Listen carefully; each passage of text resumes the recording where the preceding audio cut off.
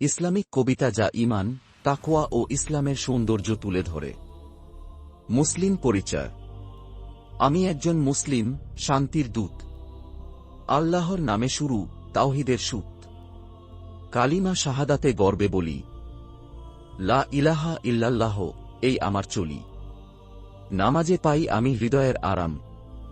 কুরআনের আলোয় কাটে সব ঘোরতর ঘাম। রসূলের সুন্নাহ আমার পথের দিশা। জীবনের প্রতিটি ধাপে রাখি হেদায়তের নিশা। জাকাতে আছে দয়ার হাত বাড়ানো।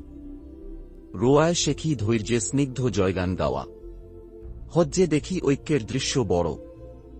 সব মুসলিম এক কাতারে, নেই কোনো বিভ্রান্ত পর।